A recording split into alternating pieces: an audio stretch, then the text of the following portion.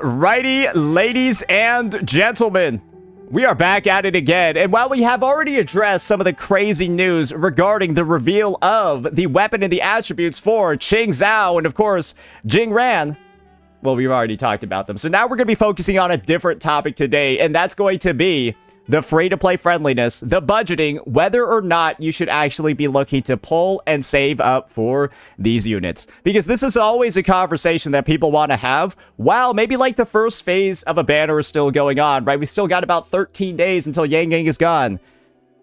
That's a really long time. I really wish it was sooner. Man, this patch has taken a while, bro. I'm going to be honest. After the first couple of days of this patch, it is dragging on, brother. Yeah, I wonder why. Soy, one of the best negative status general healers in the game for negative statuses, assuming that's a bit of an oxymoron. She's out next. And the thing is, these two characters that you have coming up are very likely to not really work with her well at all because they probably don't interact with negative statuses. And so there's a decision for a lot of players to make. Am I going to go for Yang Yang, Soy, and kind of like build out that negative status combo? Or am I going to say, fuck that shit and just go for some other stuff? And that's what we're going to be deciding today. Should you fuck that shit and should you go do other stuff? Let's answer that question today. So, of course, the first unit that we're going to be talking about right now is going to be the unit that is up first, and that is going to be Qingxiao. Yeah, she's going to be the first banner version 3.6, and as we're all aware, she's like basically... yeah, she's God. Anyways, she's clearly supposed to be a very strong character in the lore, and I don't think that she's going to disappoint on the damaging DPS, that side. Sword spammer, unlimited blade works, whatever you want to call it, she's got it. And she's going to be an arrow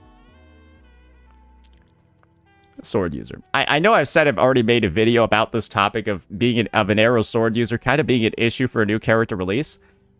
But I'm just going to rehash it again anyways real fast because, yeah, the final nail is in the coffin for this unit, ladies and gentlemen. And the issue is that this unit is also available on the beginner banner. So I guess my take over here is this.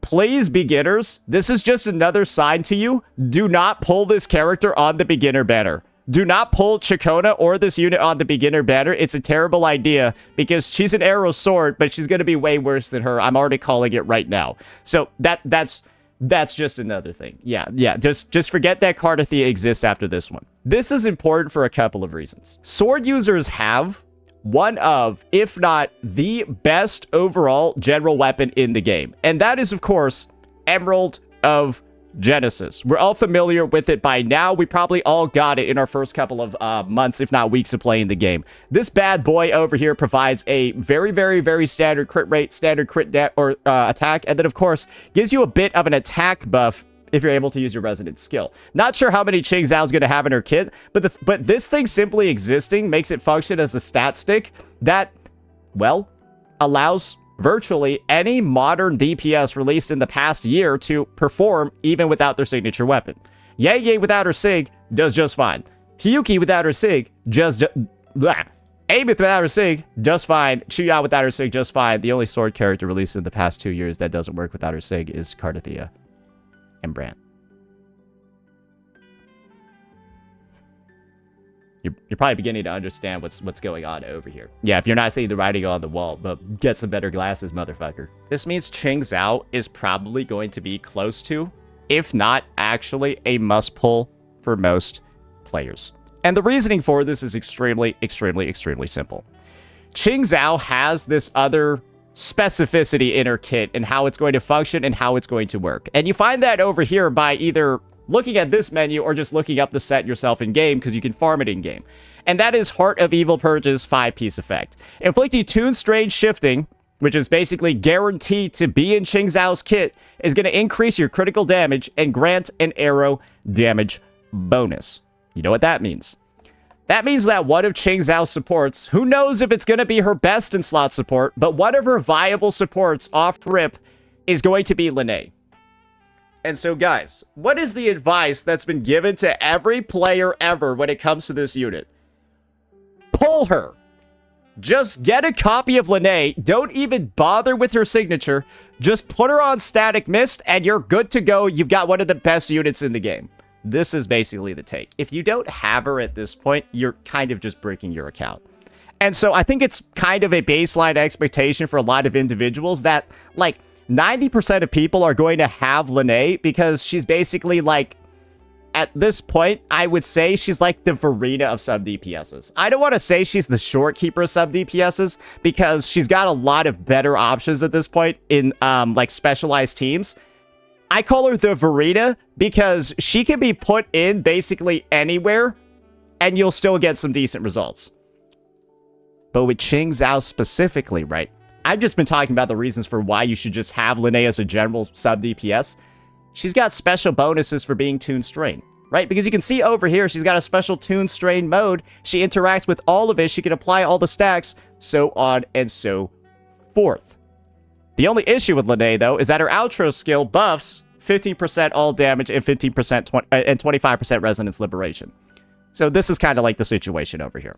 The best in slot for Qingxiao is either going to be this character, and Qingxiao is going to deal liberation damage, and Lene is finally going to have a DPS for her Toon Strain form, because she doesn't have one right now, or Qingxiao is a different damage type, and she only works, or her best in slot is going to be Toon Strain Denya. Because Denya, well, as long as you're able to inflict Toon Strain, you just get 40% all damage amplification. Which is pretty cool, right? Basically the same as Lene's, but Denya's buffs are a bit different, right? And so the end result is going to be basically this. Lene's either going to be the best in slot or the pretty close second best in slot for Qingxiao, and Denya's going to be the second best in slot or the actual first best in slot for Qingxiao. And that's kind of like the situation over here. So the end result is, as long as you have Lene, you should have a team, and you should have the sub DPS that makes Qingxiao work. And most people are probably going to have a Lene because she's such a strong fucking character. Now, though, there's a couple of other conversations that we need to have because we've already solved the sub DPS issue. And until we find out what damage type Qingxiao actually is, we can't actually know what the other sub DPS options are going to be, right? Because if she's like somehow a heavy attacker, which would be fucking crazy, right? Because we just had Yang Yang, then Mortefi suddenly becomes a viable support, right? But until we actually know what her damage type truly is, because I think a lot of people thought it was Liberation. A lot of people thought it was Liberation, and a lot of people thought she was going to use the standard Broad Blade, because, like, it makes sense, right? If she was, like, going to work with Lene, if she's a but she's not. So, like, that dream is basically dead. She could still be a Liberation damage sword, but none of us know yet. However, though, there's another conversation that we do need to have about the arrow attribute in general. Because the arrow attribute has this little bonus over here of Chikona. Chikona is one of the best overall buffers in the game because she just provides a lot of arrow damage specifically on her basic attack over here, right? Which is going to summon like the little solo concert and give you a 24% arrow damage bonus to the team. And then via Gusts of Welkin, right? She going ahead and she increasing arrow damage by another 15% over here. You can see that for 20 seconds. That's pretty good. And then on her weapon, assuming you do have it, that's another 10% arrow resistance reduction. The end result is that having her with her SIG on any arrow team results in the enemies taking a lot more arrow damage. And guys, there's always been a special bonus for arrow characters. And this one's really going to fuck with you. Because you might not want to play this character anymore. But guys, Arrow Rover is still a very strong character. With their SIG, the SIG that only they can use, right? They give 26% arrow damage amp. That's technically the highest amp in the game. On like a non-expiring buffs the entire team, that's like the highest amp in the game at 26%. So theoretically, you could run Arrow Rover, Lene, and then Qingxiao. And I don't see how that would be like bad. It would not be great, but it sounds like it would be strong, and it would probably fuck a lot of the content in the game. Is that fair? I don't think that's too crazy. Probably would be better than with Mortier, but these buffs are pretty good, right? These buffs are pretty strong. These buffs are pretty powerful. And the character is entirely free to play from you playing the story. So that's one of the bonuses of using an Arrow Rover. Because you want to know where else I've used an Arrow Rover before? Guys, We're going to do a short gameplay demonstration just so I can show you how fucking powerful this team actually is. Like some of y'all might not actually know. Like, y'all think I'm playing games over here. Gion time? No, it's not Gion time. Let me just show you what another arrow DPS that has, like, some specialized...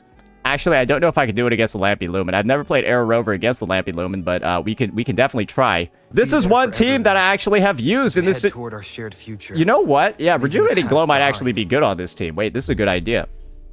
Let's check this shit out. Y'all ready for this?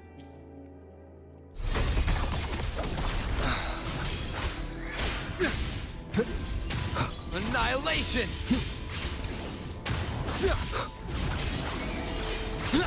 Oh, get parried, nerd! Hopefully this helps what sleeps within bamboo. One strike to settle it all. Break like bamboo. That's me. My move is the my blade. friends. Just a tiny This ain't look good? This doesn't define me. Yeah, maybe when I'm getting my ass beat like this, yeah. You're gonna remember this. Wind calls, wave I don't know, that looks pretty good to me.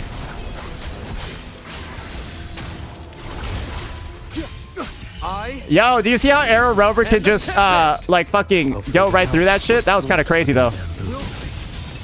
Mandate calls. Judgment falls. Vanish. That's me. Bro, he heals a lot. Friends. Bro, how am I full HP? Know what explosion means? True name? Wait, Illuminate. wait, I was almost dead. Cool your head. Shut up. Wind calls. So who said this was bad? Wind howls. Are you on drugs? Fettered by bounds. Hopefully this helps what sleeps within bamboo. Your life. Oh my gosh, bro. We just CC'd him for like 10 years. That's me. My move is the my blade. friends. That's it. Straight to the stars.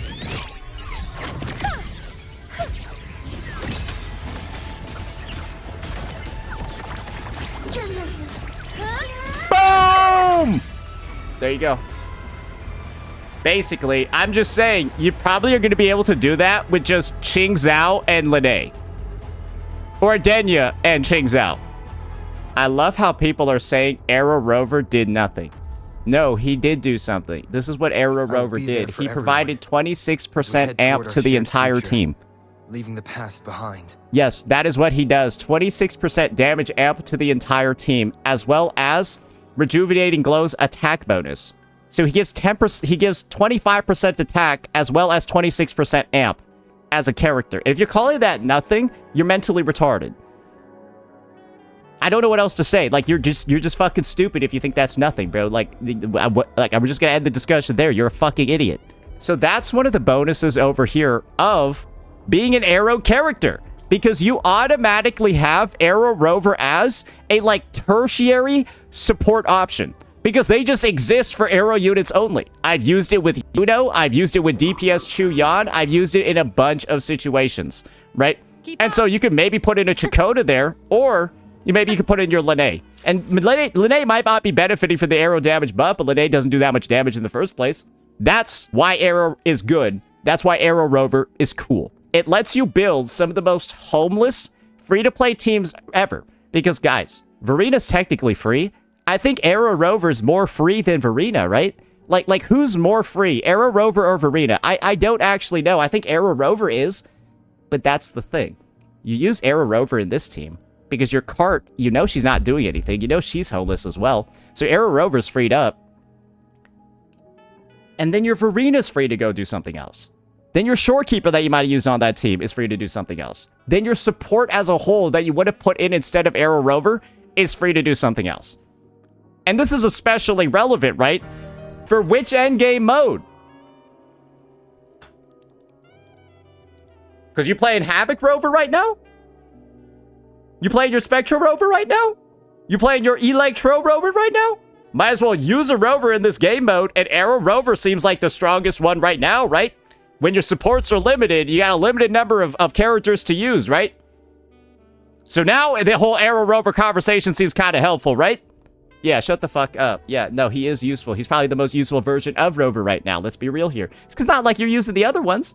So that's the situation. A free support on top of the best overall weapon type in the game because you get the free general weapon. That is the situation surrounding this unit's release. So now let's talk about what could potentially fuck this character in the ass. Not being an attack scaler. Because guess what? That's the same exact thing that fucked Cardathea. This unit being an HP scaler, and as a result having a signature, where it's the only weapon in the game that provides the stats that she wants, is one of the reasons for why this unit is so bad. Because she's an HP scaler.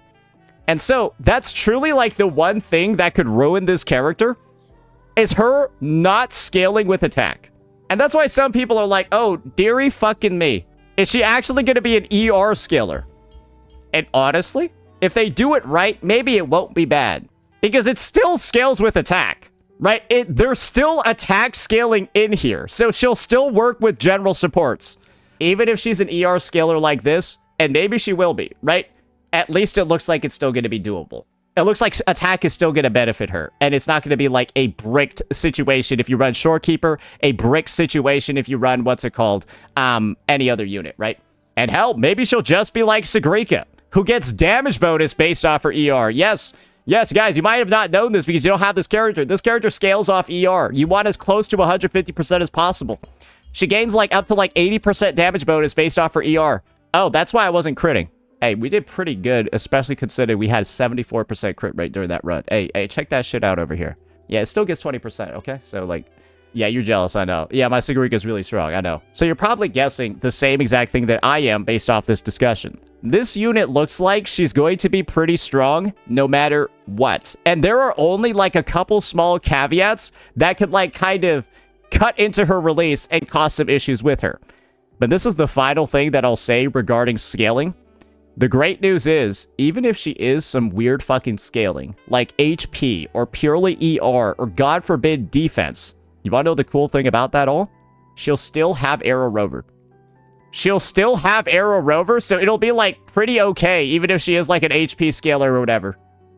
Because then you would still have Arrow Rover to provide a baseline level of support, even without attack buffs. It'd be unfortunate, for sure, but at least there's like some silver lining out there. You've got somebody that can sort of work. Now let's move on to the next unit that we've got over here, and that's going to be Jingran. And the thing about Jingran is that his release is much easier to understand, and there are basically no questions about anything he's going to do. If I were to summarize his role and the things that he's capable of as a Fusion Broadblade, it's this. He's going to be an HP scaling Fusion version of Augusta. That's basically it. He's got the same shield regeneration mechanic, and he's really going to want Yuno on his team if he's not in Mono Fusion. But you're probably getting the same idea that I am. HP scaling kind of just means in this game, expensive. I'm sorry. HP scaling in this game kind of just means expensive. And the reason for that is very simple. HP scalers don't have a lot of free-to-play options for basically anything. They don't have a lot of free-to-play options for weapons, and they don't have like any healer options. Because every healer in this game buffs damage, right? But all of them also like buff attack. Not all of them, but a lot of them also buff attack. And so kind of like the end result is that if you're an HP scaler, any attack scaling on you, if you have no attack scaling, is completely wasted. So, high base attack is considered a valuable stat for weapons like EOG, because your attack stat, all your percentage boosts, like this one over here, scales off that base. HP scalers oftentimes have very dog shit base attack weapons, but then the opposite effect is really good. Because, well, that's a lot of HP, which is actually her damage. So you can see what I'm kind of picking up over here. Based off the track record that Kuro Games has had with HP scalers, they've only had one because I think they realized this was a bit of a fucking mess. well, they're really not free-to-play friendly at all. Or they are sort of free-to-play friendly because she had like a free team, but the way that it was designed, I think, just wasn't that great for a lot of players, and I think Hiyuki's just a way better negative status release. We could see the same thing happening for Jingran, because his Sonata set, all of that stuff, guys, it's all already in the game, right? I think I've used my Encore as kind of like a staging ground over here for all the stuff, but as you can see over here, the 2-piece bonus gives HP plus 10%. Then you got, upon gaining a shield, gain 5% increase in crit rate for 5 seconds, which means you have to maintain shield uptime, like Augusta, who gets a shield whenever she attacks. Pretty sure Jingran's gonna do the same fucking thing. And this effect can be triggered once every half second, and at max stacks you get a fusion damage bonus. So as you can see, he's all about shield stacking repeatedly over and over to build up a crit rate buff of up to 20%, then he gains some damage bonus. And of course the HP on top. There's no attack scaling anywhere. And so this essentially means all the stats that you see here, those are the main stats that you want to see on his supports. And you can see that the 4-cost Echo on this set gives you fusion damage and heavy attack. Remember when I said he's a fusion version of Augusta? Augusta is also a heavy attack damage character. So you're probably beginning to see, oh man, there are already some teams that I see forming right off the get-go. But we need to talk about some other stuff. First, I don't know what you're doing on the weapon side. I don't think you're going to use this. I don't think he has Toon Strain or Liberation damage in his kit. And this is Liberation damage too. Do you begin to see why I kind of wished Qingxiao was the Broadblade and not necessarily... What weapons does he have? Bro, truly, genuinely. Even the ones that you might think have their downsides. Hey, why can't he just use Jian's weapon? Look, Jian's weapon gives heavy attack damage. Haha. Look at that, brother. This thing has a 587 base attack. Remember what we just said about HP scalers? Maybe Jian's weapon will be fine with him. Even if the base attack is wasted, maybe the passive stats are good enough, right? Maybe this weapon effect is just fine. Because you get 12% attribute damage bonus, right? You have 12% attribute damage bonus, which is like great for Jingran. It's not attack, and then you get just raw heavy attack damage scaling. It at a baseline, it should have some effect on him. But that's like kind of it. Yeah, no, there's no real other options because this one's Liberation, and then it's just worse as a stat stick. This one's Resident Skill, but I guess it gives the 12% attribute damage bonus, which is nice. Bro, the best weapons for this character, I think, will be like Jinsi and Jian's weapon because they have 12% attribute damage bonus. I'm serious. That is what it's looking like right now. Based off this one line, these look like the best. Augusta weapon, though. No.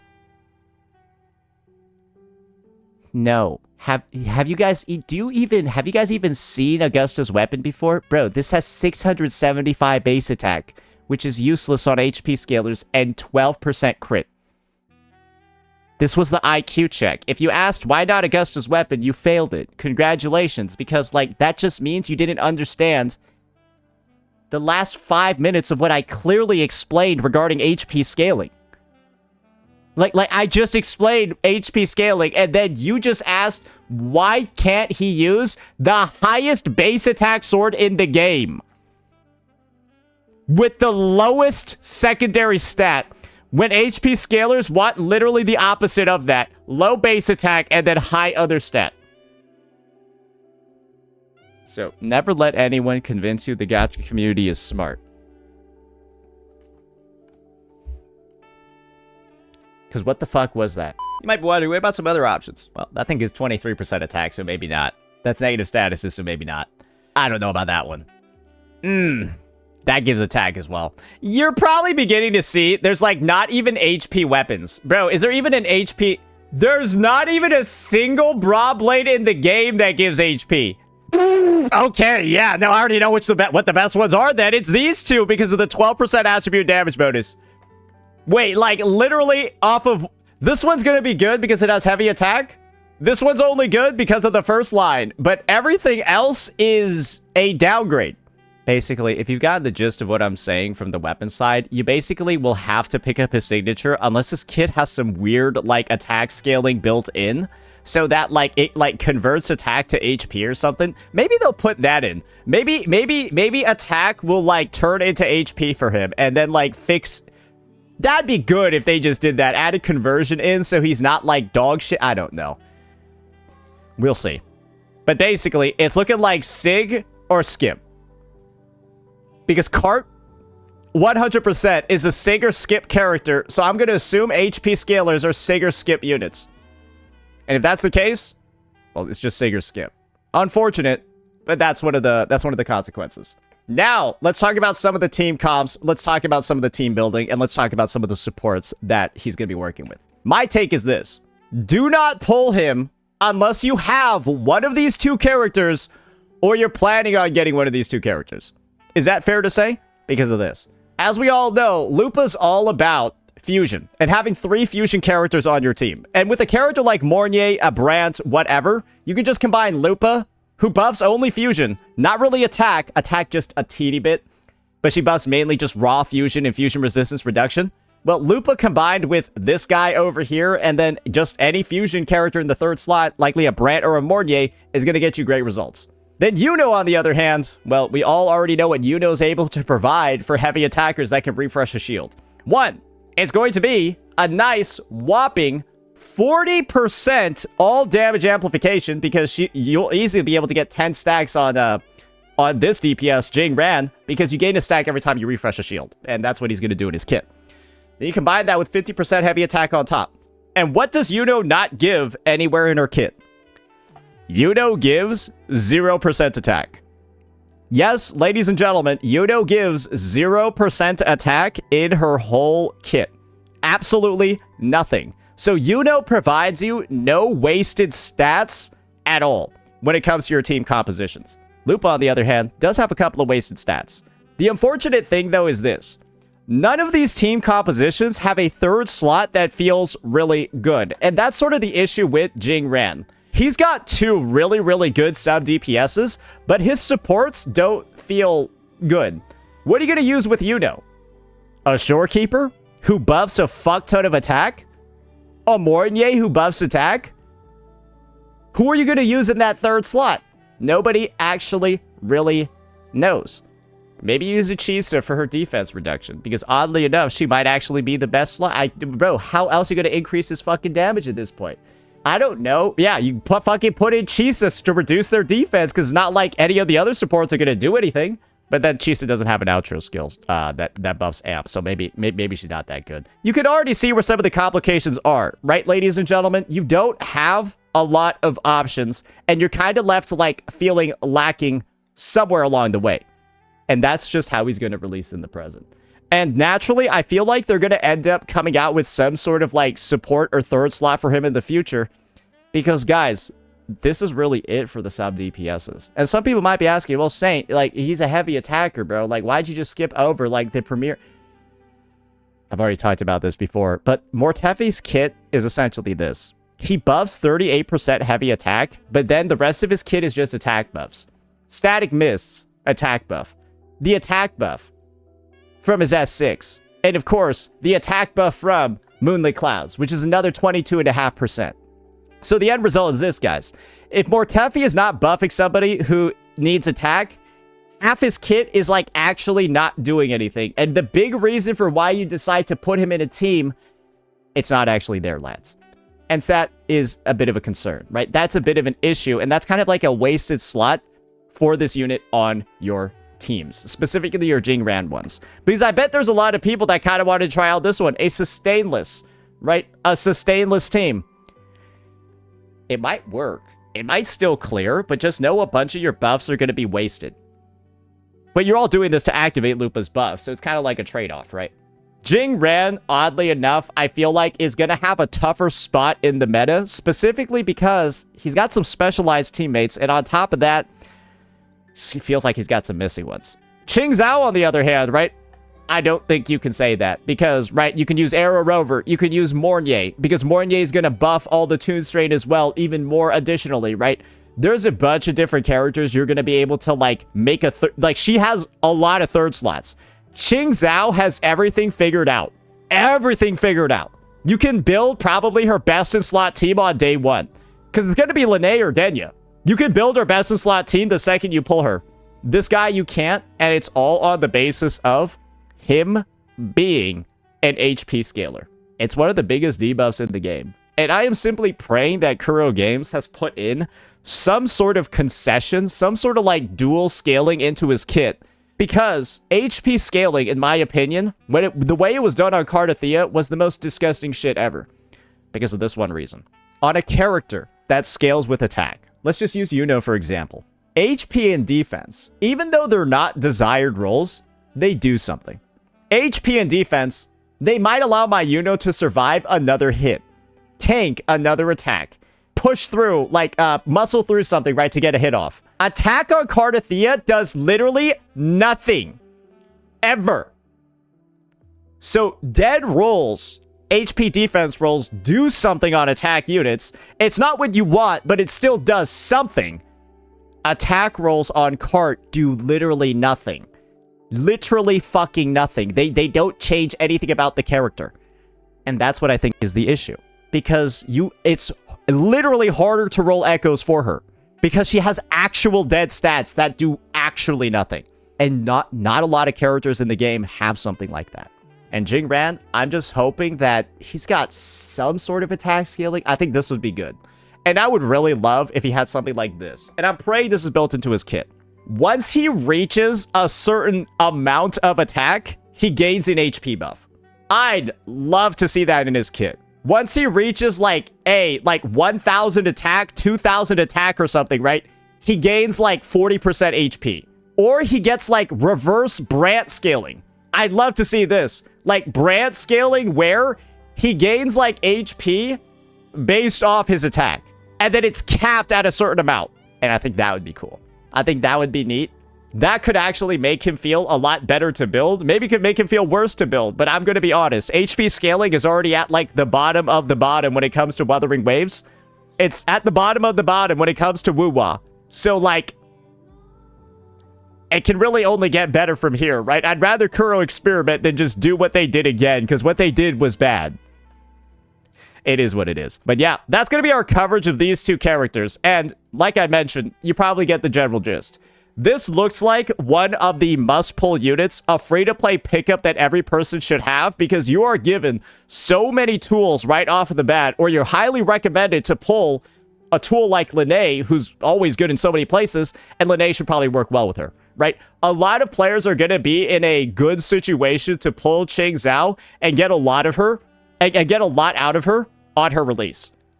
It is the exact opposite for this guy. And this is my recommendation for most people. 99% of players should just skip this banner and wait for a rerun. Because, like, why would you pull this guy right now in the present when, like, his teams look fucked? Genuinely, I'm just wondering why you would decide to basically pull him in the present. Because this ain't like a Luke Curson. We're like, yeah, it'd be fine if you skipped Luke, but there was a reason to pull him in 3.1. Because he's super budget, super cheap. This guy's not super budget or super cheap. And his teams aren't complete yet. He's got, like, every debuff in the fucking book. As far as I'm concerned. Because who's the unit after him? Who's the unit after him? Who do you think is going to be released after Jingran? Just give me a thought. Probably this one, right? The patch is probably gonna be this one and then So Ming, right? Because that's all we got left. It's So Ming and then her, and then we're kind of done with the cast. So truly, maybe this is the most skippable character in history, because I think even Kuro Games is telling you, bro, he's not ready yet. He's not ready yet. He still needs his third teammate. But we got Scene as the next banner right after him. So of course you're gonna fucking skip him. It is what it is. Let me know what your polling plans are and whether or not this video was helpful to you in crafting the path forward in version 3.6 and beyond. Peace out.